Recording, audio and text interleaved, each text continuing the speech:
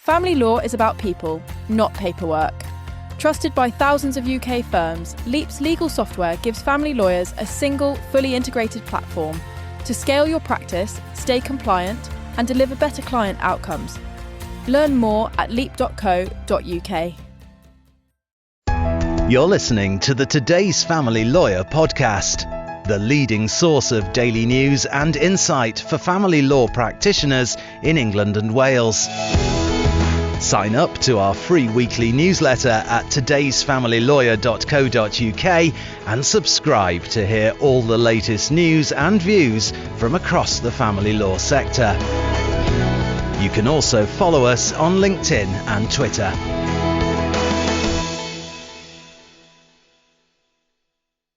Hello, welcome along to the latest Today's Family Lawyer podcast. Today we welcome on Sara Davison. Sara is a divorce coach, the divorce coach indeed, and a best-selling author as well. And the topic of conversation today is talking about the role of divorce coaches. We've had one or two on the podcast previously, and also talking about how lawyers and how family practitioners can best work with this growing profession as well. I think it's fair to say that this is there's a real growing interest in divorce coaching. So thanks so much for joining the podcast, Sara. Thanks so much for having me, David. I'm very excited to be here. I hope I've done your introduction justice, but for the benefit of our listeners, perhaps you might tell us a little bit about yourself and your background. How did this all come about for you? Yes, well, my, I suppose, official job title is the divorce coach, which wasn't a job title I dreamed of having at school, that's for sure. But I kind of got into this work as I was catapulted out of my own marriage and didn't see it coming about 17 years ago now. And I literally found out overnight that not only did my husband not love me anymore, but he was madly in love with somebody else. Now, she happened to be 12 years younger, stunningly beautiful, which doesn't really help, but also pregnant. And our son was only 1 at the time. We'd been together for about 6 years. We were married and we had a global business together. So we had over, I think it was 200 staff at that point, an office in London, office in Sydney. So our lives are completely kind of meshed together in all sorts of ways. So overnight I became a single parent, but also lost my business partner, and as well as, you know, the person that I thought was going to be my soulmate for the rest of my life. I did a lot of the ugly crying. I did a lot of what am I going to do next? A lot of calling my mum at 2 a.m. trying to figure out how I was going to get through it. At that point, I've been a coach for 15 years in business coaching, life coaching, and sales training, those kind of areas. But I knew that I didn't have to feel as heartbroken as I was forever, but I was looking for help. So I tried therapy, I tried counselling, and it didn't really touch the edges of how to stop the crying, how to hand my child over to my ex for the weekend with his new pregnant girlfriend. So I decided I was going to create my own tools. So I combined my coaching skills with the divorce experience to create some tools. That became my first book, Uncoupling, which was a bestseller overnight. And that's when I realized that there was a real demand for more practical, results-focused solutions for people who were dealing with similar situations to me. And I quickly realized how toxic my relationship had been. I didn't realize how abusive it was. And most people in toxic relationships, I don't think we know how bad it is until we're out, for lots of reasons that I'm sure we'll cover. So I went on. I've written now 5 best-selling books. I have a podcast called Heartbreak to Happiness. And my mission really is to help people to cope better with any kind of breakup. So much so that I founded a training school called the International Divorce Coach Centre of Excellence back in 2017. And we've now trained over 800 coaches in 31 different countries to do what I do and support people going through breakups. So yeah, that's what I do. And I'm also a patron of a domestic abuse charity, which is very close to my heart as a survivor of domestic abuse myself.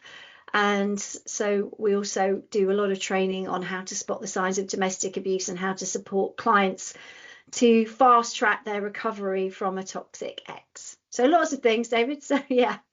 Certainly enough to be keeping you busy. I think one of the things that I'm really struck by with divorce coaching is just how well qualified this profession is. I mean, there's lots of people who perhaps have done speech and language therapy, for example, or have done quite a bit of psychological therapy as well historically. I mean, you yourself, you've got your coaching background, as you say. It's really, these aren't people, although they bring their experiences to the table, these aren't people who've just suddenly sprung up and thought to themselves, do you know what, I'm going to go out and help people cope with divorce. These are really highly trained people who can actually provide support for clients. Yeah, I think it's really important because the coaching industry isn't regulated anywhere, actually. I mean, there's a few states in America, but there aren't many places where it is a regulated industry. And there's arguments for and against regulation. But yeah, I mean, for me, it's important that you do have some training because this is a profession and it is a skill set. It's not just an empathetic, I've been through it too, let me share my story. It's not about that. We're not sharing in our coaching sessions what we've been through, but it does help in many cases to have someone that's walked in those shoes because we really get it. Abuse is very hard to understand, to spot the signs, and to really support people through this. It can help. So again, yes, these are usually people who are very passionate about it because they've got a lived experience. But the people that are out there that you're referring to who are doing a great job and really delivering great results for clients and provided a much needed support for the emotional journey, the coaches who have also got some training behind them so that they have a professional toolkit to help them, not just relying on their own experience, for sure. I always keep the family lawyer at the forefront of my mind in these conversations because, of course, that's who we cater for through the podcast. And I'm very conscious that we dive off right into the sort of the client quite early on in these conversations. But there's a real point here to be explored around how, one, family lawyers engage with divorce practitioners, and two, how you can make the most of that relationship as well. I wonder if you can give us some insight into those points in particular, please, Sara. Yeah, I mean, obviously, we do very different things. And so we can work extremely well together, and we do. And that's the part of the job that most of my coaches really love, being part of a team and providing the skill set for emotional support. So what is going on psychologically and potentially around the domestic abuse area that we're trained in. Obviously, family lawyers, you guys have the legal knowledge that we don't have. So one of the mantras in my training school is very much stay in your lane. Like, we don't give legal advice. We don't say, oh, well, I did this in my case. We don't do any of that. We are very much there to support the emotional and the practical challenges. Like I said before, you're handing your child over at a weekend. As a family lawyer, you'll see the repercussions of how that feels for somebody.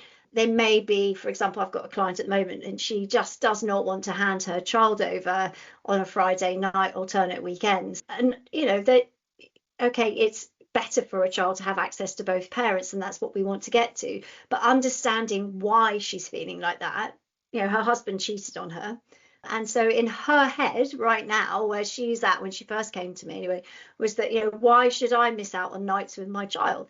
Now, again, I know that, she may have a court order, which means she has to do this, but it doesn't mean it becomes easy emotionally. So what we do as coaches is we can help our clients to understand certain things that will enable those processes to be easier for them. And, these are normal responses. It's not that someone's a bad person or that they're, it's a normal response to losing something that you never signed up for, when in your mind, it's not your fault. Your partner cheated on you and now you have to hand your kid over. That is extremely traumatic. It is extremely traumatic, full stop, for any parent, right? And also for the father in this case, and not being able to see his child every day. Exactly. So there's two sides to everything. But we work with one side, and our job in these cases is to really help people to dial down the negative emotions and look at the bigger picture, what's best for the child, and also what can they do for them to rebuild that confidence and the independence that maybe they're lacking, and to manage that fear and the loneliness and the sadness in those times. Now, we have specific tools, practical tools that I created that will help that particular client, that situation, deal with that. Because when that door closes on the Friday night, then the rest of the house seems very cold and empty and you feel very alone, and that's where a lot of emotions come up and people get very stuck. So that's where, for example, what we do is very different to what a lawyer would do. We can go in at that point and give them tools to move them forward relatively quickly, sometimes immediate shifts in how they feel just by changing their physiology, their language, their focus, their thought patterns, asking themselves better, more empowering questions. And again, this takes a little bit of practice for some people. Other people can respond much faster, depending on their personality, depending on where they are in the process, their ability to manage stress. Everyone has a different ability with that. So again, it's sort of looking at the client, but that's where we come in. It's very much to help with the extreme emotions and where someone seems stuck. A lot of clients will get stuck at a point which may impact the divorce process, making bad decisions, not being able to make decisions. We find with clients who've been in abusive relationships, they delegate all decision-making responsibility to their legal team. They say, well, you do what you think's best, or you tell me what I should do. And I was one of those people, so I totally get that. So again, it's about helping them to take their power back, and so they can go through and make better decisions with more clarity. So they can, those clients that are getting stuck or getting angry, reacting in the moment, we can help with that. So we partner very much. Either, we can tag team with the lawyer, so that when they're with us, we work on certain things, and then the lawyer will see the benefit of that. Or quite often my coaches will go into meetings with lawyers, or even go to court and support emotionally and be there for them. So it depends. Everybody's different and needs different things. But we do provide a very different service to obviously what the family lawyers are providing, and both needed, obviously, to support the client through that. I'm sure there are lawyers listening to this who recognise a lot of what you're kind of talking about there, particularly around the impact on the legal element of obviously the role and what they're doing. I mean, typically you kind of see that there's a real way that you can intervene at that stage and help smooth that legal process. I mean, I don't want you to share all of your trade secrets, but give us some insight so that lawyers perhaps listening to this can think to themselves, yeah, that's a tool that I could potentially use, before they then perhaps think to themselves, do you know what, this, I'm not able to help this client. What this client really needs is some emotional support that, of your sort of ilk. Well, I mean, everyone is different, so every family lawyer will be different, and for some people, empathy and reassurance and that will come very naturally to them, and so that will be like a part of their job that they enjoy and they can do really well. Other people are more focused on the legal or moving through the legal, and I still work with some lawyers who say to me, Sarah, I find that bit awkward when they're crying and talking about things that I'm like, yeah, but I can't really help you other than we're going to get through this, don't worry. So I guess where we come in is where we're the empathy is important from both sides, right? Obviously, and the reassurance, and a lot of family lawyers do that incredibly well. It's where the clients are stuck and falling apart to the point where they really need help to make changes that are going to last and be what I call sticky. So it's not just cheer me up for this evening, or pat me on the back and make me feel better for right now, or yeah, I know this is for the best, okay, well, I'll do it because I can see why. That's all in the moment, helping them to make a decision. What we're talking about is actually the healing process, to actually learn some life skills that can help them navigate that. Because if they are separating, for example, from a toxic ex, somebody that is abusive, and there's a spectrum of this, David, it's not, some of people can just manifest as being particularly selfish and difficult, and there's a whole other end of the spectrum, which is, psychopathic violence, and, it's horrific. And we are trained as coaches to work on all ends of that spectrum, right up to the very worst. What that means is providing a safe space for someone that is extremely vulnerable, but may not be able to talk about it, may not even know that they're a victim of abuse. I didn't know I was. And a lot of people think, well, it doesn't happen to people like me, so therefore it can't be. Or, well, I haven't been hit, or I haven't got a bruise or a broken bone. There's a few threats of that, but it's never actually happened, so it can't be. It only happened that once, and I did push them a bit, so we hear it all, but this is actually what domestic abuse is. And one of the biggest misunderstood issues we have, I think, in family law around the world, not just UK, around the world, is post-separation abuse. And I know that I was told by my lawyer, well, you're not living with them anymore, so don't worry, it's going to get better from now on in. That is just absolutely proven to not be true. The research shows that post-separation abuse can, and in many cases, if not most, will be worse than the abuse that you endured when you were actually living with them. And this is because as you pull away, their need to control increases. And as their need to control increases, the client's risk massively escalates to the point where 30% of domestic homicides in the UK, but this is pretty much a global stat from my own research of interviewing people on my podcasts all over the world, but 30% of domestic homicides happen within 3 months of separation. Now, what that means is that a lot of people going through divorce, one of the first people they'll go to is a lawyer.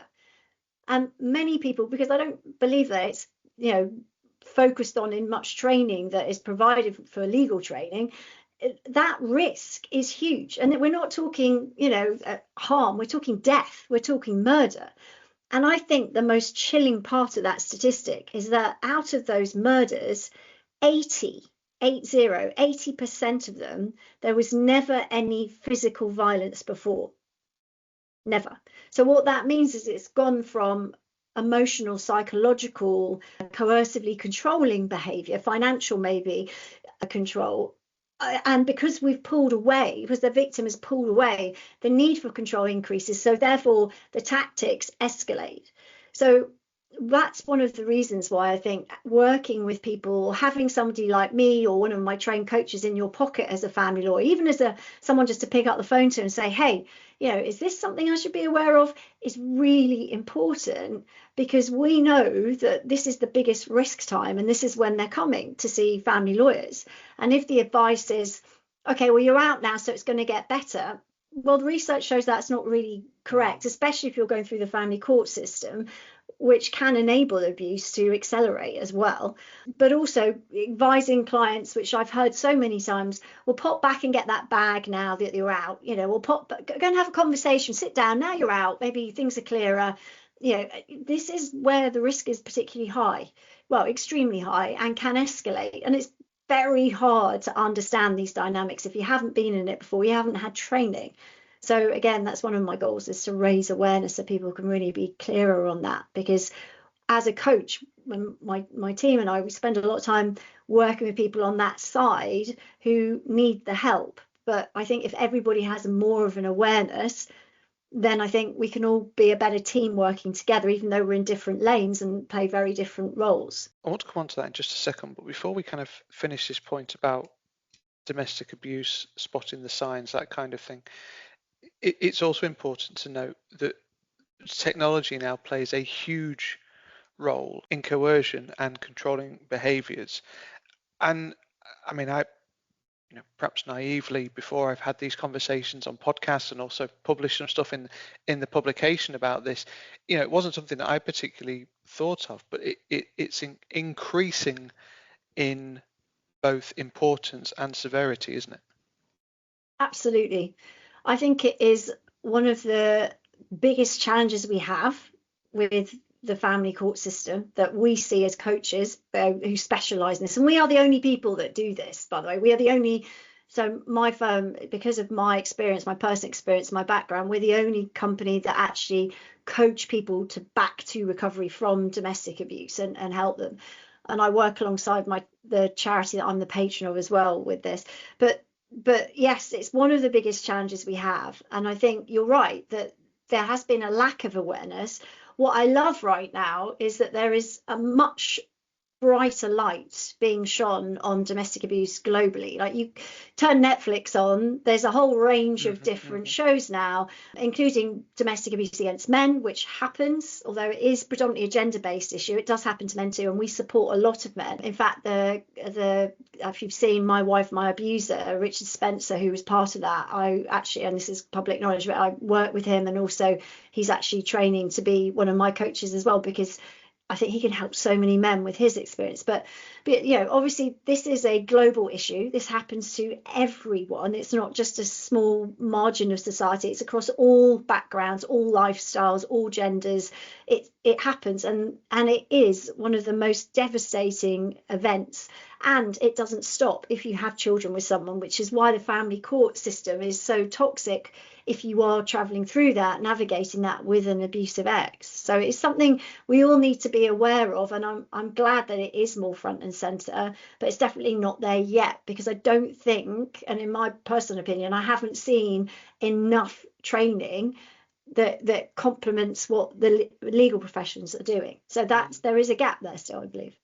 Oh, massive. I mean, we are a news distributor for conveyancing news, for private client news, for family news, and you realize very quickly that you come out of all of your training understanding the ins and outs of how to write into trust, or how to undertake care proceedings, or how to complete a conveyance, but what they don't teach you are a lot of the soft skills that are needed for the law, and that feels like a real gap. And to your point, there's a real challenge then in almost retro training people into recognizing some of those things. So, for example, domestic abuse is a really difficult thing to identify. Yes, and I think once you do start to understand, and it's not changing what you do, and it's definitely not making anybody into like a therapist, because that's not, I mean, it's not what I do. But it's more about having a trauma informed lens. So you can look at a client, for example, a client that is, coming to you saying, right, I'm going to, and you agree in a meeting, we've got all these things to do. You've got to fill in this form, you've got to give me these details, and can you give them a week on Wednesday? And that client goes away, and then that client comes back a week on Wednesday and they haven't done anything. But in your eyes, you're like, well, why not? This is important. There's a deadline. You agreed it in the meeting. Now that client can appear disorganized, can appear like maybe they're not very good, not very capable, can appear like they're maybe being a bit difficult. They're thinking, well, trying to push back on you and say, well, can you help me with this? Can you do it? And you're like, oh, I'm trying to save you some money here, but also it's not really my job to do this. And there's some parts I definitely can't even do. But you see, what's going on underneath that is what the trauma-informed lens will give you. That it's not a capability issue, it's a capacity issue. And that's very different. That it's not someone that's difficult, it's someone that is overwhelmed with a deadline, because that will trigger a certain emotion. And if there's anything in there that means they need to communicate with their ex, there will be potentially a whole fear-based response as to, well, if I do that, then the consequences and what I call the ripple effect of that one communication could mean that they mess me around on child arrangements, or I give them an opportunity to come back and say something to upset me again, and so I'd rather not do that, and I don't know how to approach it. So there's so many things that might be going on for that client which you just wouldn't see if you hadn't had that training. It's just not obvious to someone that hasn't walked through it themselves. So that's why having a trauma informed lens, which also gives you the soft coaching skills to use trauma informed language. Because by saying, can you get this to me on Friday, or right, we've got this to achieve in this meeting, that's not trauma informed. But if, for example, you were to say something like, right, we've got some things to work through, how about you and I put a list together and see what feels manageable, and then we agree on when feels comfortable for you to maybe start working through this. You can see how it's same message, same urgency, same deadlines, but we're just putting it across in what I call a more trauma-informed way. And that's, I think, what is missing, but actually can give professionals who really want to help and don't want to trigger a negative emotion, or and want to have more understanding, can give you more confidence that you can deal with this, you can spot the signs, that you're not putting your client in danger, and you can feel much more competent and okay to manage those difficult situations with a bit more ease and peace of mind as well, which I think is really important. One of the things that, again, going back to the experiences that we've had on the podcast previously, particularly in private client, where you're dealing with death, for example, or you're dealing with people who are going through some terminal illness, is that this has a real emotional impact on the professional as well, on the lawyer, that isn't always fully appreciated. And the points and the scenarios that you've identified here today are quite traumatic and challenging scenarios for lawyers to deal with. Does some of what you're talking about help the lawyer as much as it helps the client then? It's a really good point, because I think self-care when you're dealing with clients is really important. And again, I don't think there's much training in how to look after yourself as a family lawyer when you're going through, because you are hearing, I mean, even if it's a straightforward, relatively amicable divorce, pretty tough stuff to manage. But when you're dealing with someone coming out of a toxic relationship, or watching it play out through the family court system, where you're seeing the very worst manipulation, gaslighting, cruelty to an individual, and then also trying to support somebody through this and their children, who are often used as pawns. And now there's serious research that shows links to someone that's a victim of abuse who's been dragged through a family court system by an abuser, and linking that to serious illness and disease. So, we're not talking, this is big, heavy hitting things. And the family lawyers and mediators are watching this, supporting it, living and breathing it as well, which can feel like you're a bit helpless in some cases, because there is no magic wand to take away all the pain, for sure. So I think the important thing is that clarity gives you power, because if you understand more about what you're dealing with, you can take away some of the emotion, dial it down, and clearly see the tactics of an abuser without that emotion. And that's a lot of the work that we as coaches do with the clients, is try to de-escalate the intensity and the impact of some of their actions by giving them a clear understanding of what is abuse and what are the tactics they're likely to deploy before they even happen. And then when they happen, you're less impacted from it, and you're able to see it slightly differently, which dials down that pain. So I think, just by having an awareness of it will give you a more peace of mind. But also, I also think it's important that lawyers put in regular self-care for themselves. Mm-hmm. It's very hard to claw yourself back after you've had a really traumatic case and you've kind of crashed, whereas it's easier to maintain some self-care routines regularly every week or even daily if you are dealing with some really harrowing cases, so that you are always in that stronger position, because it takes its toll, and well-meaning people can find it hard. I know my coaches, they train with me for up to a year at least to get their accreditations with me. And a lot of that is self-care work, whereas family lawyers are in living and breathing it every day, and they don't get that. So it is super important, something that definitely needs to be prioritised. I always think to myself that it's very difficult over the course of 20-25 minutes to do a conversation like this justice, especially if your training, for example, takes 12 months. But hopefully we've given listeners a bit of a flavour of some of the key themes that they need to be thinking about. Of course, you do have your own training as well, and you also offer training for practitioners, don't you, Sara? Yes, so I basically, because of this kind of conversation, I developed an online 4-hour accreditation. It's CPD accredited breakup, divorce and domestic abuse awareness accreditation training for any family law professional. And I'm grateful that you have partnered with it to launch it with us, David. So thank you for that, Today's Media. And it's very straightforward. It's video based. It's all online. It comes with a detailed 120-page workbook with some trauma-informed scripts and language. It gives you a lot of depth on some soft coaching skills that you can use with clients, and teaches you what is abuse, how does it show up, and why do people get into these relationships? What will your clients be dealing with underneath the tip of the iceberg that you'll see? It's also hopefully very accessible. It's only £150 to do it, and you can either do it on your own in your firm, or you could roll it out to everyone so everyone's on the same page. But at least giving yourself that awareness gives you more confidence and competence. But I know this will make a massive difference with clients as well, and I'm more than happy to promote anyone doing it on my social media to my audience of people that are looking actively for support dealing with these issues themselves. So hopefully it's a win-win for everyone, and it helps a lot of people too. Well, it's been fab to have you on the podcast, Sara. Thanks so much for joining. Details of the training are going to be in the write-up for the podcast. Great to have you here, and all the very best with your training as well. Thanks so much. Thank you, David. I appreciate your support with this too. The Today's Family Lawyer podcast is available on your preferred podcast provider. It's also available on todaysfamilylawyer.co.uk. My thanks to Sara. Thank you as ever for listening, and we'll see you again soon.